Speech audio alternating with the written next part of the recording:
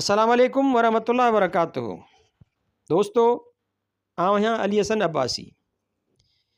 किताब आहे दयारे दिल ऐं दास्ताने मुहब्बत, मुल्क दिल जो मोकिरो जंहिंजो अर्श ज़मी आसण, छुट्टो फ़कीर सांगी। मुसनिफ़ GM सैयद। छपाईंदड़ फिक्शन हाउस लाहौर, हैदराबाद, कराची। छापो पहिरियों साल 2013 ईस्वी। किस्त 7, फ़सुल ॿियो, इश्क़ मिजाज़ीअ जो इब्तिदाई दौर।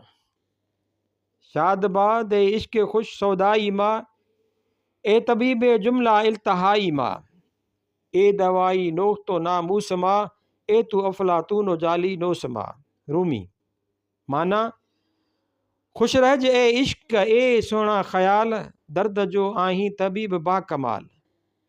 ए वॾाई जी दवा ऐं नामूस जी, ए तू अफलातून ऐं जाली नोस भी। तर्जुमो मौलवी अदीब। हक़ शनासी ऐं रूहानी तरक़ीअ जे राह में मूं मिजाज़ी मरहला हेठियनि चइनि ज़रियनि वसीले हल करण जी कोशिश कई। नंबर 1 मज़हबी ज़िंदगी, नंबर 2 इल्मी खोजना, नंबर 3 इल्मी ज़िंदगी, नंबर 4 इश्क़ जो तजुर्बो। हेठां मज़कूरा बाला चइनी ज़रियनि बाबति पंहिंजे तजुर्बनि जो अहवाल पेश करियां थो। नंबर 1 मज़हबी ज़िंदगी। दरवेशनि जे घराणे सां तालुक़ रखण ऐं फ़क़ीरतनि उस्ताद जे वसीले मूं ते इब्तिदा खां उहो असरु वेठल हो त बहितरीन मक़सद हयात अल्लाह शनासी ऐं तकमील रूहानी हो, जंहिं राह में इबादत इलाही मददगार थी सघे थी। उन नुक़्ते निगाह खां मूं अल्लाह पाक जी इबादत करणु शुरू कई, लेकिन इब्तिदा में मुंहिंजो अल्लाह बाबति तसवुरु मिजाज़ी हो, जंहिं मुताबिक़ हू सतें आसमान मथां तख़्ते किबराईअ ते वेठल हो, जितां सारी काइनात जी निगहबानी ऐं संभाल करे रहियो हो। हू इबादत करण ते राज़ी थियो थे ऐं गुनाह करण ते नाराज़ थियो थे। संदसि रज़ामंदो ढाए छॾण वारो हो ऐं नाराज़गी तबाह कुन हुई। संदन राज़ पे हासिल करण ऐं इबादत जी क़बूलियत लाइ 3 रस्ता ज़रूरी ॼाणाया विया थे। नंबर 1 परहेज़गारी, नंबर 2 अंदर उजाड़ण, नंबर 3 सत्संग या सोबत सालिहान। हर हिकु रस्ते बाबति जेकी ॿुधायो वियो ऐं उन मूजिबि मूं जेकी कोशिशूं कयूं से हेठि ॾियां थो। नंबर 1 परहेज़गारी। इन बाबति मूंखे ॿुधायो वियो त उहा मज़कूरा ज़ेल शोबनि ते मुश्तमिल हुई। नंबर 1 पाकीज़गी या सफ़ाई, नंबर 2 खाधे पीते ते एहतियात, नंबर 3 ज़िना खां परहेज़, नंबर 4 जाइज़ गुज़रे मुआश, नंबर 5 नशे खां गोशो, नंबर 6 वफ़ादारी। बहितर आहे त मथे ज़िक्र कयल हर हिकु शोबे जी तशरीह करे उन बाबति कयल तजुर्बनि ऐं नतीजनि जो अहवाल मुख़्तसिर तौरु पेश करियां। नंबर 1 पाकीज़गी या सफ़ाई। इन में बदन साफ़ रखण लाइ तहारत, वुज़ू, गुस्ल करणु, ख़ुशबू जो इस्तेमालु, साफ़ कपिड़ा पाइण, रहण जी जाइ खे पाक साफ़ रखणु सभु अची वञनि था। मूं अवल में उन खे परहेज़गारीअ जी अलामत ऐं अल्लाह जी रज़ामंदीअ जो कारण सम्झी अख़्तियार कयो। उन वक़्तु ख़्यालु हो त जेतिरो पाक साफ़ हूंदुसि ओतिरे क़दुरु मूं ते तजलीअ इलाही जे पवण जो इम्कानु आहे।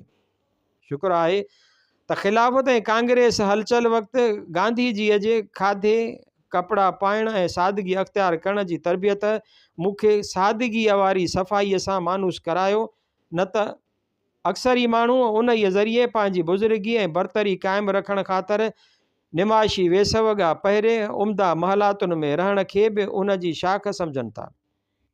उन सफ़ाई ऐं पाकीज़गीअ ज़रिए मूं ते तजलीअ इलाही जो नुज़ूल कोन थियो, लेकिन अॻिते हली मूंखे उन ॻाल्हि जो ॿियो पहलू मालूम थियो त इंसानी तकमील ऐं तरक़ीअ लाइ तहज़ीब ऐं तमदन जो हुसूल ज़रूरी हुअण करे सफ़ाईअ जी हिदायत कई वई हुई। अज़न सवाइ उहा तंदुरुस्तीअ लाइ बि मुफ़ीद हुई। रवाजी तरह जेकॾहिं ग़ैर तरक़ी याफ़्ता माण्हुनि खे चइजे त सफ़ाई करे अवां मुहज़िब ऐं तंदुरुस्त थींदा त मुमकिन हो त उहे उन तरफ़ रग़बत न बि ॾेखारीनि। तंहिं करे रिफॉर्मर्स मसलहनि तरफ़ां माण्हुनि खे मुहज़िब ऐं तंदुरुस्त बणाइण लाइ अल्लाह जी रज़ामंदी ऐं इसरार इलाही मालूम करण जो रस्तो ॿुधाए तरग़ीब ॾियारी थी वई। जहिड़ीअ तरह ॿारनि खे तंदुरुस्त रहण लाइ वर्ज़िश कराइण वास्ते रांदीकनि या मिठाईअ जी लालच ॾियारे हिननि खां वर्ज़िश कराइबी आहे। अहिड़ीअ तरह मज़हबी रहबरनि बि माण्हुनि खे सफ़ाईअ जे तहरीस ॾेखारण लाइ अलाह ऐं तजलीअ इलाही जो ज़िक्र थिए कयो। नंबर 2, खाधे पीते जो एहतियात। खाधे पीते लाइ बि मज़हबी रहबरनि पाक सादो ऐं सुठो खाधो खाइण ऐं साफ़ पाणी पीअण जी हिदायत कई हुई। मूं बि अवल में उन ज़रिए अंदरि जे पाकीज़गी ऐं ख़ुदाई नूर जे तजलियुनि नमूदार थियण लाइ घणो एहतियात कयो। साफ़ ऐं सुठे थांव में खीर ॾोहाइणु, साफ़ सुठो अटो, चांवर, गिह वग़ैरह इस्तेमालु करणु, कुझु वक़्त लाइ मच्छी ऐं मांस खाइण खां परहेज़ करणु, रोज़नि ऐं चिलाकशी वक़्तु खजूर ऐं खीर ते इक्तिफ़ा करणु ऐं घटि खाइण जा तजुर्बा कया। लेकिन अॻिते हली मूंखे मालूम थियो त उन्हनि ॻाल्हियुनि जो इलाही नूर जे तजलियुनि पवण ऐं अंदर जी पाकीज़गीअ सां घटि वास्तो हो। उन जो लाॻापो तंदुरुस्ती ऐं मुहज़िब ज़िंदगी गुज़ारण सां ज़्यादा हो। तंदुरुस्ती हज़ार नेमत हुई, उन करे माण्हू बीमारियुनि खां महफ़ूज़ कमु करण जे लाइक़ु ऐं गौर फ़िक्र करण जे अहल थी सघियो थे। नंबर 3, ज़िना खां परहेज़। जिनसी ख़्वाहिश खे केतिरनि मज़हबनि पलीत ऐं गुनाह ॾे माइल कंदड़ ॼाणायो हो। हिंदुनि में सन्यासियुनि, जैननि में योगियुनि, किरस्ताननि में राहबनि, मुस्लिम सूफ़ियुनि ऐं कलंदरनि मुर्गो जिनसी ख़्वाहिश खे गुनाह ॼाणी शादीअ खां पासे रहणु घुरियो। जन मुस्लमान दरवेशनि नस्ल बरक़रार रखण या नफ़्सियाती ख़्वाहिश खे ज़ाब्ते में रखण लाइ शादी कई थे, तन बि पराई औरत या नामहरम ज़ाल ॾे निगाह करण में गुनाह सम्झो थे। मुंहिंजी नंढपण में शादी थी हुई, जंहिं जाइ पनाह जो कमु ॾिनो, पर मज़हबी असर एतिरो गहरो वेठल हो जो जनाबत जी हालत में मानी खाइण, कुतुब खाने में वञणु, मस्जिद या क़ब्रिस्तान जे भरिसां लंघणु, निमाज़ वारा कपिड़ा पाइण बि मुनासिब न सम्झंदो हुउसि। उन असर मूंखे जदीद ज़माने जे फ़ैश ज़िंदगीअ खां बचाइण लाइ घणो कमु ॾिनो। अॻिते हली जॾहिं मुंहिंजो तालुक़ु शख़्सी मिजाज़ सां थियो त बि उन ई असर मूंखे नाजाइज़ जिनसी ख़्वाहिश पूरी करण खां बचाए वरितो। उन ई असर मूंखे इज्तिमाई इख़लाक़ जे पाबंदियुनि ते मुस्तहिकम रखियो। जिनसी ख़्वाहिश बाज़ो औक़ात निहायत ख़तरनाक सूरत अख़्तियार कयो वञे, उन मां पाण बचाइण करामत जे मिसल आहे। पर जो माण्हू उन खां पाण बचाए वञे थो, उनखे ॿियूं नाजाइज़ ॻाल्हियूं जहिड़ो नाजाइज़ तरीक़े मिल्कियत गॾु करणु, लालच ऐं लोभ में अची उसूल तर्क करणु, ख़ुदि मतलबीअ ख़ातिर पराओ हक़ गज़ब करणु वग़ैरह जहिड़ियूं लालचूं घटि गुमराह करे सघनि थियूं। नंबर 4, गुज़रे मुआश। ज़िंदगीअ जो तगोदो क़यामत जी नफ़्सा नफ़्सीअ जहिड़ो मैदान आहे, जंहिंमें सभु कंहिंखे पंहिंजे सिर जी लॻे थी। रोज़गार जी तकलीफ़ खां तंग अची माण्हू चोरी, दगा, सिमगल, चोर बाज़ारी, इस्तेसाल वग़ैरह जा रस्ता अख़्तियार करण खे ऐब नथो सम्झे। अहिड़ी हालत में के थोरा माण्हू पैदा थियनि था जे जाइज़ गुज़रे मुआश ते इक्तिफ़ा कनि था। जेतोणीकि मूंखे मामूली माइटाणी मिल्कियत गुज़रे मुआश जी तकलीफ़ में मुब्तला करणु न ॾिनो, त बि ज़िंदगीअ में कई मौक़िया हुआ जिन में दुनियावी मरगुज़ार जे सरसब्ज़ लालचुनि खां पासे रहण में उन ई मज़हबी असर ऐं किनात जे दामन पकड़ण मूंखे ईमानदाराना ज़िंदगी बसर करण में घणी मदद ॾिनी आहे। सियासी तरह बि उन ई परहेज़गारीअ जे जज़्बे मूंखे लालच खां परे रखण में मदद पे कई आहे। ज़िंदगीअ में शेख सादी अलैहिर्रहम जा हेठियां कौल मुंहिंजा रहबरे राह रहिया आहिनि। हफ़्त अक़लीम अज़ बेगर्द बादशाह हमें चना दरबंद अक़लीम दगर, नीम नाने गुज़रे बूद मर्द खुदा बज़ल दरवेशान कुनीद नीम दगर, ए किनाते तवंगरम गर्दान के वराई तो हीचे नेमते नीस्त। माना बादशाह जेकॾहिं 7 मुल्कनि जो मालिक थिए थो त बि वधीक मुल्कनि जे हुसूल जी ख़्वाहिश रहेसि थी, लेकिन अलाह वारे दरवेश खे हिकु मानी खाइण लाइ मिले थी त अधु पाण खाई अधु ॿियनि खे ॾिए थो। ए किनात मूंखे सैराब कर, छाकाणि त तोखां को बि वधीक इनाम न आहे। नंबर 5, नशे खां गोशो। ज़िंदगी मुश्किलातुनि ऐं ग़मनि खां ख़ाली नथी रहे। एतिरे क़दुरु जो ग़ालिब मरहूम चई ॾिनो त क़ैद हयात तो बंदे गम असल में दोनों एक हैं, मौत से पहले आदमी गम से निजात पाए क्यों। उन करे अक्सर माण्हू ग़म खे टाळण, आरज़ी सुरूर हासिल करण ऐं अयाश ज़िंदगी गुज़ारण लाइ नशे जो इस्तेमालु कनि था। एतिरे क़दुरु जो अॼुकल्ह वॾो माण्हू बणजण लाइ नशे जो वापराइण ज़रूरी था ॼाणनि। हिकु अंग्रेज़ दोस्त मिस्टर गुलबर्ट जो चवणु हो त कामयाबु सियासतदान थियण लाइ हिकु नशो पीअणु, ॿियो जुआ खेॾणु, टियों शिकार करणु, चोथों इश्क करणु निहायत कारआमद ॻाल्हियूं थी सघनि थियूं। छाकाणि त सियासतदान खे कॾहिं कामयाबी कॾहिं नाकामीअ जो मुंहुं ॾिसणो पवे थो। अहिड़ीअ तरह जुआ, शिकार ऐं इश्क में बि कामयाबी या नाकामी सां मुंहुं मुक़ाबिल थियणो पवे थो। तंहिं करे उन्हनि ॻाल्हियुनि सां मानूस माण्हू दिलि न लोड़े सियासत में हाराइण महिल धकु झले सघे थो। नशो ग़मटार जो कमु ॾिए थो। शराब, भंग, चर्स वग़ैरह जा नशा आरज़ी थियनि था पर ज़िंदगीअ जी मुश्किल महलनि ते ग़मटार जो कमु ॾेई सघनि था। मूंखे अक्सर मुश्किलातुनि सां मुंहुं ॾियणो पियो थिए। भीतर कराचीअ में रहण बैदि कवी इम्कान हो त सियासतदान या वॾनि माण्हुनि जी सोबत में नशे जी आदत पवे हा, पर उहो मज़हबी असरु हो जंहिं मूंखे कराची क्लब में मेंबर थियण खां बचाए सोबत लाइ थियोफॉसिकल सोसाइटीअ में दाख़िल करायो। अॻिते हली मिजाजी इश्क में जो नशो पैदा थियो तंहिं आरज़ी नशनि खां बेपरवाह करे छॾियो। बक़ौल हाफ़िज़ शिराज़ी, मस्त में बेदारे गर्दे नीम शब, मस्त साकी रोज़े मैशर बामदार। माना शराब जो नशो अधु राति ताईं हले थो, साकी ज़रिए मिलियल नशो क़यामत ताईं क़ाइमु रहणो आहे। नंबर 6, वफ़ादारी। ज़िंदगीअ में इब्नुल वक्ती ख़ुदि मतलबी फेरगेर खे वक्ती तरह कारआमद सम्झी केतिरा माण्हू उन्हनि ख़्वाहिशुनि जे पोइवारीअ में सियासत अमलीअ जी ज़िंदगी गुज़ारणु फ़ाइदेमंद ॼाणनि था।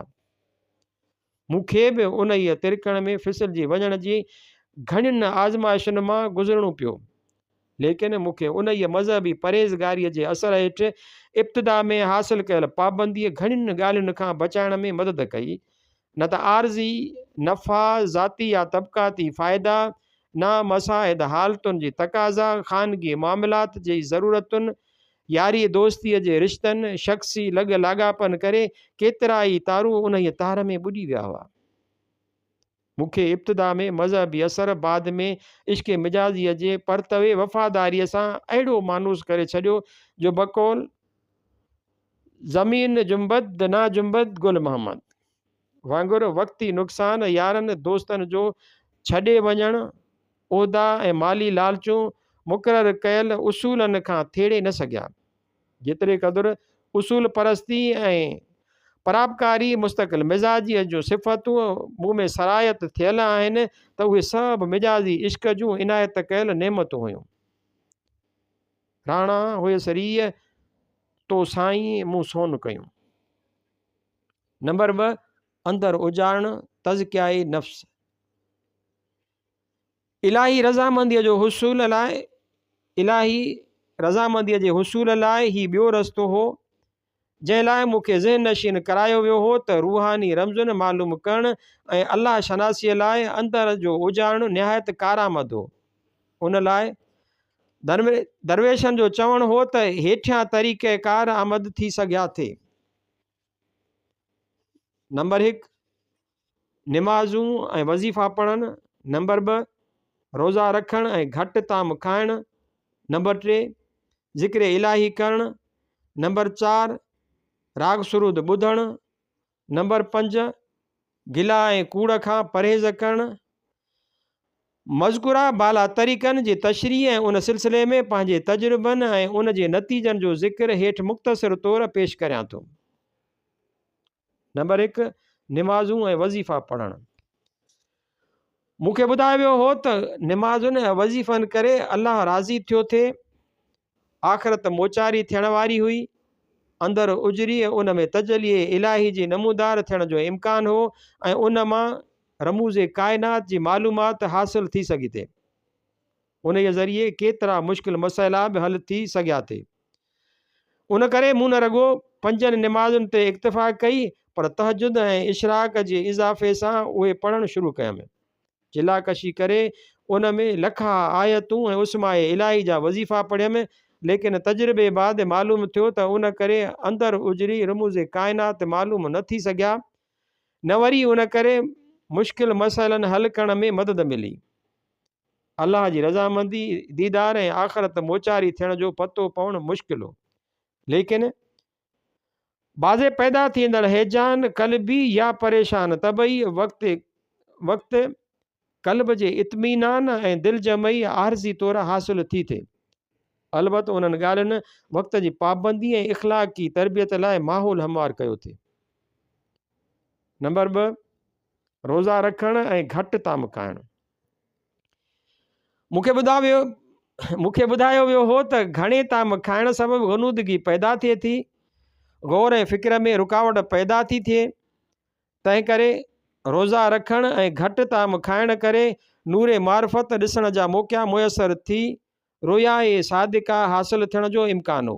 अज़न सवाइ रोज़ा नफ़्स हैवानी राम करणु, रमूज़ इलाही मालूम करणु, गुनाहनि जे कफ़ारे ॾियणु ऐं तंदुरुस्ती ठीकु करण लाइ कारआमद थी सघिया थी। लेकिन तजुर्बे बाद मालूम थियो त उन करे न नूरे मार्फत हासिल थियुमि, न रोया सादिका नसीब थियमि, न रमूज़ इलाही मालूम थी सघिया। मुर्गो तंदुरुस्ती ठीकु करण लाइ बि रोज़ा कारगर साबित न थी सघिया। गुनाहनि जे कफ़ारे जो सवाल त मुंहिंजे सम्झ में न थे आयो त रोज़ा रखण करे कहिड़ी तरह गुनाह माफ़ थी सघिया थे। अलबत ज़हनी ऐं इख़्लाक़ी तरबियत लाइ रमज़ान जे महीने माहौल साज़गार बनाइण लाइ मौक़ो मुयसरु थिए कयो। तजुर्बे उहो बि मालूम करायो त जहिड़ी तरह घणे खाइण करे गनूदगी पैदा थी, गौर ऐं फ़िक्र में रुकावट पैदा थी थिए, अहिड़ीअ तरह घणी बुख में बि कमज़ोरी ऐं सुस्ती करे फ़िक्र जो मादो घटिजी वियो थिए। अंदर जे उजरण ऐं ख़ुदा शनासीअ लाइ रोज़नि वसीले को ख़ासि फ़ाइदो हासिल न थियो। नंबर 3, ज़िक्र इलाही करणु। अल्लाह ऐं रूहानी हस्तीअ जे नालनि खे बार बार उचारण में अक्सर मज़हबी रहबरनि तरफ़ां मौजज़ाना असरनि जो ज़िक्र कयल हो। मुसलमाननि में अल्लाह जे 99 नालनि जो ज़िक्र करणु ऐं सलवात पढ़ण जी हिदायत कयल हुई। ज़िक्र 2 क़िस्मनि जा बयान कया विया थे। हिकिड़ा ज़ाहिरी ज़िक्र जली, ॿिया कल्बी ख़फ़ी ज़िक्र हुआ। ज़ाहिरी ज़िक्र 100 दफ़ा निमाज़ुनि खां पोइ या एकानत में पढ़ण जी तलक़ीन कई वई थे। कल्बी ज़िक्र मुर्शिद जी मार्फत उन जी तसरुफ़ ऐं तलक़ीन वसीले पचाइणो हो। उन लाइ चयो वियो थे त उन ई वसीले 6 लतीफ़ा खुली मार्फत जो दर्जो हासिल थियण वारो हो। लतीफ़नि जा नाला हेठियां हुआ। लतीफ़ा अवल नफ़्स जो हो, उन जो जाए वुकू दिन जो मक़ाम हो। लतीफ़ा दोम कल्ब जो हो, उन जी जाइ दिलि हुई जा खॿे बुबे हेठां हुई। लतीफ़ा 3 रूह जो हो, उन जी जाइ सीने जे साॼे पासे ते हुई। लतीफ़ा 4 सेरी हो, उन जी जाइ सीने जे साॼे ऐं खाॿी जली विच में खम मैदा वटि हुई। नंबर 5 लतीफ़ा 5 ख़फ़ी हो, उन जी जाइ पेशानीअ में हुई। 6 लतीफ़ा 6 अख़फ़ा हो, उन जी जाइ मथे जे पोयां क्याड़ीअ जे मथां हुई। पहिरीं मूं ज़ाहिरी ज़िक्र या वज़ीफ़ा पढ़णु शुरू कया, जन मां अल्लाहु इल्लल्लाह, सुबहानल्लाह, वल्हम्दुलिल्लाह, वल्लाहु अकबर, ला इलाहा इल्ला अंत सुबहानक इन्नी कुन्तु मिनज़ ज़ालिमीन, सलात शरीफ़ ख़ासि हुआ। आयतुल कुर्सी ऐं यासीन जा विर्द बि घणा कयमि, पर उन मां हसबे दिले ख्वाह फ़ाइदो या नतीजो न निकिरण करे कल्बी ज़िक्र तरफ़ रुजू थियुसि। उन लाइ उन वक़्त जे बुज़ुर्ग ख्वाजा मोहम्मद हसन जान सरहंदी अलैह खां ज़िक्र ज़ात वठी पचाइण जी कोशिशि कयमि, पर उन मां बि न की इसरार इलाही मालूम थियुमि, न ख़ासि रंगनि जी तजलियनि जो दीदार मुयसरु थियो। उन्हनि ज़िक्रनि ज़रिए अंदरि न उजरियो, अलबत कनि नुक़्तनि जी तस्बीह बाद फ़िक्र जो मादो कहिड़ीअ तरह खुलियो थिए, उन जो ज़िक्र अॻिते ईंदो। नंबर 4, राग सुरूद ॿुधणु। अक्सर मज़हबनि में राग ऐं सुरूद खे ख़ासि दर्जो ॾिनो वियो आहे। मुस्लमाननि जी बि चिश्ती ऐं मौलविया वग़ैरह सिलसिला तरीक़त में उन्हनि खे अहमियत ॾिनी थी वई। शालती भिटाई, सचल सरमस्त ऐं ॿियनि केतिरनि सिंध जे सूफ़ियुनि आरफ़ाना कलाम ज़रिए माण्हुनि ते असरु विझण लाइ राग ऐं सुरूद खे कत बांधो। मूं बि राग ऐं सुरूद ज़रिए आरफ़ाना कलाम पे ॿुधो आहे। केतिरनि माण्हुनि ते उन करे रिकत कल्ब पैदा थी गरिया जारी थींदो आहे, जंहिं करे दिलि नरम थी थिए। केतिरा त उन करे वजद में अची हाल खां बेहाल थी नचंदा ॾिसण में आया। मूंखे राग ऐं सुरूद मां सुरूर बिलाशुबा हासिल पे थियो, लेकिन न उन करे वजदनी हालत पैदा थी हुई, न रूहानी रमज़ूं मालूम थियूं। अलबत अॻिते हली महसूसु थियो त उन मां रूह खे राहत पहुती थिए। कल्चर सकाफ़त जी तरक़ीअ में राग ऐं सुरूद खे ख़ासि मक़ाम हासिल हो। दुनिया जे मुहज़िब मुल्कनि में राग ऐं सुरूद खे तरक़ी वठाए कल्चर में इज़ाफ़ो कयो वियो आहे। नंबर 5, गिला ऐं कूड़ खां परहेज़ करणु। अक्सर मज़हबनि में गिला ऐं कूड़ खे क़ल्ब जे कारे थियण सां मुशाबियत ॾिनी वई आहे। चयो वञे थो त गिला कंदड़ ऐं कूड़ ॻाल्हाईंदड़ माण्हूअ जी हीअ दुनिया बि ख़राबु थिए थी ऐं आख़िरत बि बुछड़ी थियण वारी हुई। अहिड़े माण्हूअ खे क़ुर्ब इलाही हासिल थी न सघंदो। तंहिं करे अंदरि उजाइण लाइ उन्हनि ॿिन्हिनि ॻाल्हियुनि खां परहेज़ करणु ज़रूरी हुई। मूं उन रस में घणी कोशिशि कई त गिला करण खां हथुल इम्कान पासो करियां। गिला आम तरह कंहिं माण्हूअ जी परपुठ ऐब जोईअ खे सॼो वञे थो, लेकिन जंहिं सियासी दुनिया में आउं दाख़िल थी चुको हुउसि, जंहिंखे निजात जो ज़रियो थिए ॼातुमि, उन में इख़्तिलाफ़ राय लाज़िम व मलज़ूम हुआ। अॻिते हली मूंखे उहो महसूसु थियो त जेकॾहिं सियासी मुख़ालिफ़ ख़िलाफ़ु संदसि ग़लति ॻाल्हियुनि जो इज़हार गिला में दाख़िल थी सघियो थिए, त पोइ त मुंहिंजी सियासी ज़िंदगीअ जो घणो हिसो उन ॻाल्हियुनि में गुज़िरियल सम्झण में ईंदो। ॿिए तरफ़ कूड़ ॻाल्हाइण खां बि मूं हथुल इम्कान परहेज़ पे कई, पर सच ऐं कूड़ छा हुआ उहो फ़ैसिलो करणु निहायत मुश्किल मसइलो हो। अहिड़ा माण्हू जंहिं ॻाल्हि खे सच था सम्झनि, हिकिड़ा माण्हू जंहिं ॻाल्हि खे सच था सम्झनि, ॿिया उन खे कूड़ सम्झनि था। क़ुरान में आहे त यहूदी नसारनि खां नाहक ते सम्झंदा हुआ ऐं नसार यहूदियुनि खे नाहक ते ॼाणंदा हुआ। अहिड़ी तरह सां मुस्लमाननि में सवा फ़िरका मौजूदु हुआ, जिन मां हर कंहिं पाण खे हक़ ते ऐं ॿियनि खे नाहक ते ॼातो थिए। लेकिन ॾिठो वियो आहे त साॻिया माण्हू जंहिं ॻाल्हि खे हिकु वक़्तु सही सम्झंदा हुआ, से तजुर्बे बाद उन खे ग़लति सम्झणु लॻनि था। जेकॾहिं उन ई नुक़्ता निगाह खां उन मसइले ते निगाह कबी त उहो फ़ैसिलो करणु मुश्किल थी पवंदो त हक़ ऐं नाहक जा संदा ऐं हदूं कहिड़ियूं हुयूं। उन ई ॻाल्हि खे मद्देनज़र रखी जॾहिं आउं पंहिंजी ज़िंदगीअ ते निगाह थो डोड़ायां त आउं ज़िंदगीअ में वॾनि कूड़नि जो हामी रहियो हुउसि, पर सम्झंदो ईअं हुउसि त सच ते हली रहियो हुउसि। जहिड़ो कि मुस्लमाननि जी जुदागाना क़ौम खे ख़्याल ऐं अमल जी वहदत ते हलंदड़ मिसाली क़ौम सम्झी न रुॻो उन में वेसाह कंदड़ हुउसि, पर उन जी बुज़ुर्गीअ ऐं बहितरीअ लाइ वॾो प्रचार कंदो वतंदो हुउसि। उन ई सिलसिले में हिननि खे जुदा वतन हासिल कराए उन में खेनि नज़रिया हयात मूजिबि फलण ऐं फलजण लाइ सारो वक़्तु कोशिश में मशग़ूल रहियुसि।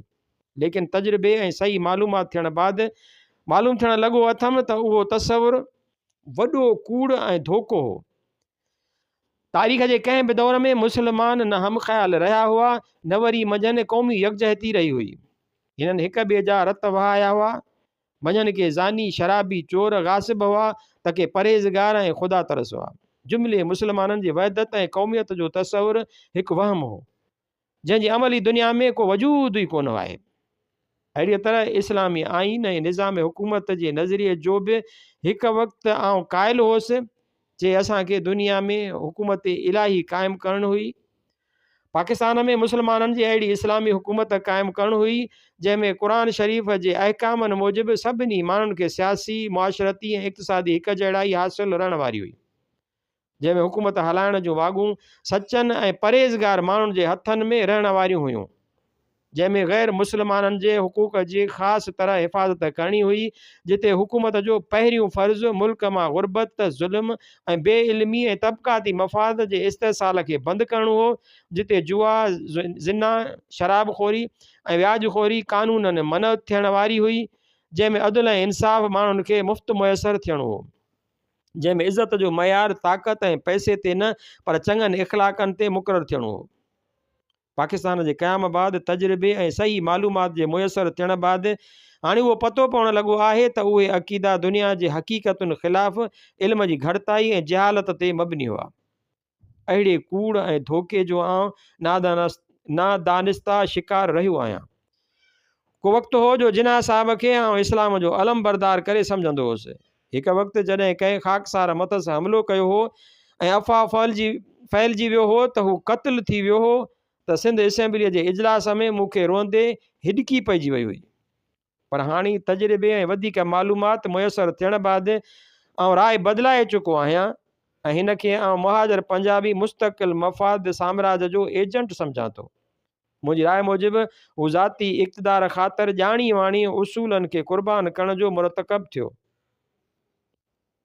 हिन जी सियासत करे हिंदुस्तानी मुस्लमाननि खे अहिड़ो नुक़सानु पहुतो जहिड़ो चंगेज़ ख़ान ऐं हलाकू ख़ान जे दौरे हुकूमत में बि न पहुतो। को वक़्तु हो जो पाकिस्तान जे हुसूल ऐं क़याम खे आउं ज़िंदगीअ जो मंज़िल मक़सूद ऐं इंसान ज़ात जे बहितरीअ लाइ ज़रूरी ॼाणंदो हुउसि, लेकिन पाकिस्तान जे क़याम बाद उन में महाजर पंजाबी मुस्तक़िल मफ़ाद जे इस्तेसाल, सिंधियुनि जे हक़ तलफ़ी, उन जे क़याम बाद पैदा थियल ख़राबियुनि खे नज़र में रखंदे उन राय जो थियो आहियां त उन जो वजूद बरे सग़ीर हिंद जे सियासी जिस्म में नासूर आहे। को वक़्तु हो जो आउं मुल्ला तरफ़ां पेश कयल इस्लाम खे दीन मुकमिल सम्झी इंसान ज़ात जी निजात जो बाइस सम्झंदो हुउसि, लेकिन तजुर्बे ऐं तालीम बाद हाणे मालूम थियण लॻो आहे त मौजूदा वक़्त में मुल्ला ऐं उन जी हामी सियासतदाननि जे तरफ़ां इस्लाम जो पेश कयल नज़रियो दुनिया में फ़साद, नफ़रत ऐं तशद्दुद जो पखेड़ींदड़ आहे। उन जी तब्दीलीअ बाद आउं हिन नतीजे ते पहुतो आहियां त गिला ऐं कूड़ खां परे रहणु दुनिया में रहंदड़ माण्हूअ लाइ नामुमकिन आहे। शाह साईं फरमाए थो त मूंखे मूं पिरियनि ॿधी विधो ॿार में, उभा ईअं चवनि मतां पांद पिसाईं। नंबर 3, सतसंग या सुबत सालीन। इबादत जी क़बूलियत ऐं ख़ुदा शनासीअ लाइ टियों ज़रियो सोबत सालीन ॿुधायल हो, जंहिंजे हुसूल लाइ 2 तरीक़ा ॾसियल हुआ। हिकु मुर्शिद वठी उन जे ज़रिए राह हक़ ते पहुचणु, ॿियो मुख़्तलिफ़ सालनि जी सोबत मां इल्मी ऐं इख़लाक़ी सबक़ हासिलु करणु। उन्हनि ॿिन्ही तरीक़नि ते पंहिंजे कयल तजुर्बनि जो मुख़्तसिर ज़िक्र हेठि करियां थो। नंबर 1, मुर्शिद वठणु। जीअं ज़ाहिरी तालीम लाइ उस्ताद वठण जी ज़रूरत महसूसु कई वञे थी, अहिड़ी तरह राह हक़ ते पहुचण लाइ साहिब तरीक़त रहबरे राह करे उन जी मार्फत रूहानी तरक़ी हासिलु करण जो घणो करे सभिनी मज़हबनि में रवाज आहे। हिंदुनि में सतगुरु वठणु, मुस्लमाननि में मुर्शिद कामिल वठण जो दस्तूर घणे वक़्त खां चालू हो। ऐं मथे ज़िक्र इलाही जे सिरे हेठि बयानु करे आयो आहियां त मूंखे ॿुधायो वियो हो त मुर्शिद ज़िक्र ज़ाती ॾेई अंदर जा दरवाज़ा खोलण जो हुकुम ॾिए थो, लेकिन तजुर्बे बाद मूंखे उन ई तरीक़े ज़रिए को बि फ़ाइदो कोन पहुतो। ॿियो को मुर्शिद ज़रिए हासिलु थी सघण बाबति ॾिसियो वियो थिए,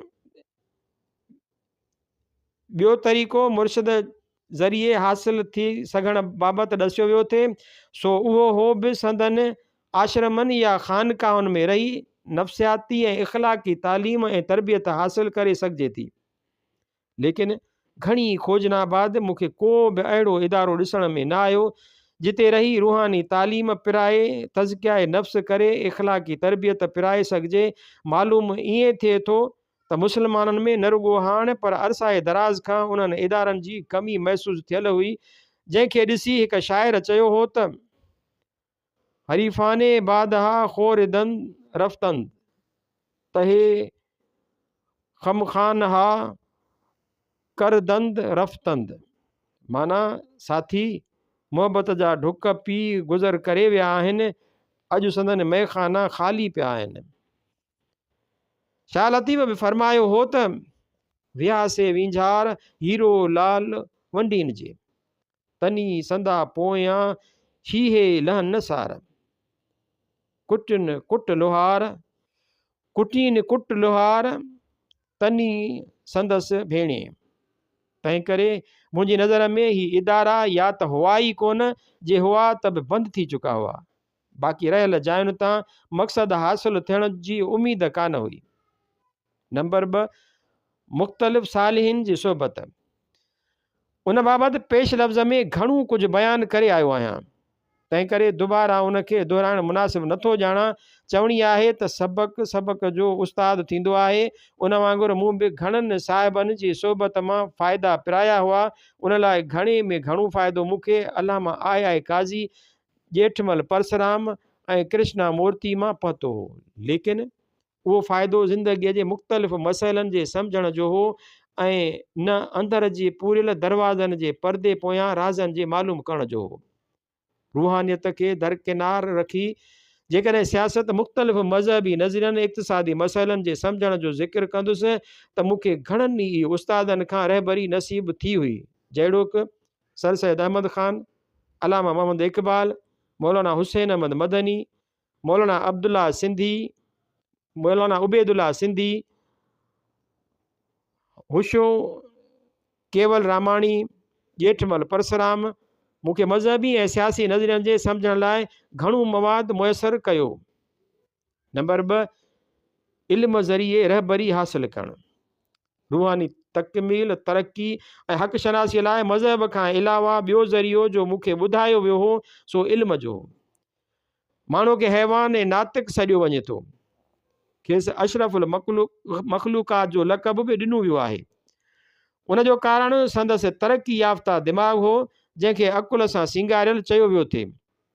अकुल जे वधाइण जो ज़रियो इल्म खे करार ॾिनो थिए वियो, जो मुख़्तलिफ़ ज़रियनि सां हासिलु थियो थिए, जिन में मुख्य ज़रिया हेठियां हुआ। नंबर 1, सैरो सियाहत। नंबर 2, ज़िंदगीअ जा तजुर्बा। नंबर 3, पढ़णु लिखणु। नंबर 4, इल्म वारनि जी सोबत। नंबर 5, गौर ऐं फ़िक्र करणु। मथे ज़िक्र कयल ज़रियनि जी मुख़्तलिफ़ तशरीह हेठि ॾिजे थी। सैरो सियाहत,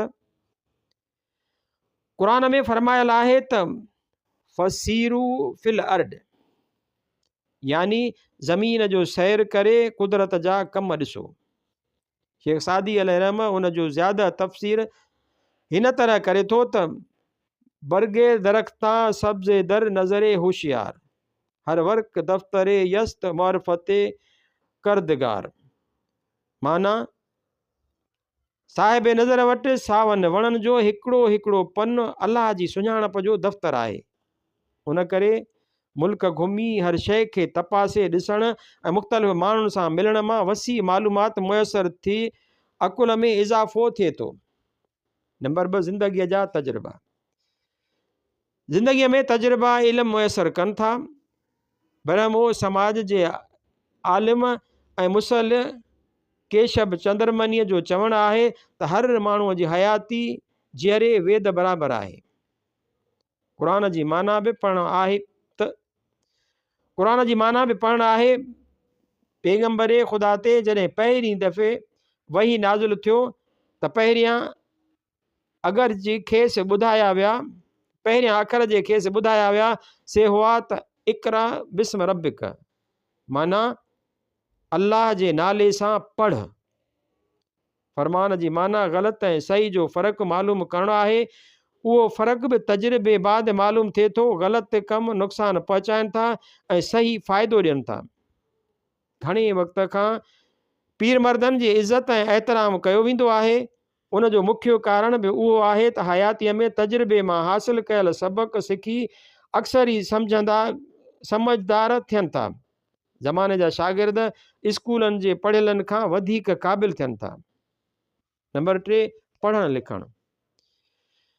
इंसानी ज़िंदगीअ में उन ई दौर नओं फेरो आंदो जॾहिं खां लिखण पढ़ण जो दस्तूर मुरविज थियो। अॻे जे माण्हुनि सैरो सियाहत, ज़िंदगीअ जे तजुर्बनि, गौर फ़िक्र ऐं आलिमनि जी सोबत मां सबक़ हासिलु कंदा हुआ। से संदन हयातीअ ताईं क़ाइमु रहंदा हुआ या संदन सोबत में सबक़ पिरायल माण्हुनि ज़रिए सीना ब सीना पीढ़ियुनि ताईं हलाईंदा हुआ। पर कुझु ज़माने गुज़रण खां पोइ इन तरह हासिल कयल इल्मु या त विसरी वेंदो हो या उन में कई तब्दीलियूं थी वेंदियूं हुयूं। जीअं अॻियनि पैगम्बरनि जे किताबनि या रसूल करीम सल्लल्लाहु अलैहि वसल्लम जे हदीसुनि में थियूं हुयूं। लिखण जी ईजाद थियण बाद इल्म जो ज़ख़ीरो किताबनि में घणो गॾु थी वियो आहे ऐं रोज़ बरोज़ वधी माण्हुनि जी मालूमात में इज़ाफ़ो करे रहियो आहे। दुनिया जा वॾा कुतुबखाना हज़ारे वरियनि में मुख़्तलिफ़ माण्हुनि जी महिनतुनि जो ज़ख़ीरो आहिनि। उन्हनि जे ज़रिए माण्हू घणो पिराए सघनि था। मौजूदा दौर जा स्कूल कॉलेज यूनिवर्सिटियूं सभु उन ज़ख़ीरे मां मुस्तफ़ीद थियनि था। नंबर 4 इल्म वारनि जी सोबत। हिकु शाइर जो चवणु आहे त यक ज़माना सोबत बा ओलिया बहितर अज सद सालात इताअत बरिया।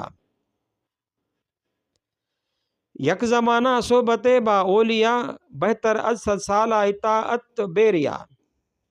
यानी हिकु घड़ी अल्लाह रसीदा बंदे जी ख़िदमत में गुज़ारण 100 साला बेरिया इबादत खां मथे आहे।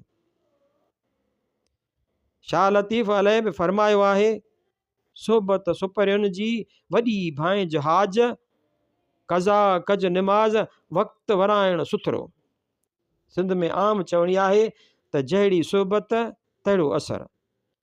चङनि ऐं सालनि जी सोबत करे माण्हू सुठा लछण ऐं घणी मालूमात हासिल करे सघे थो।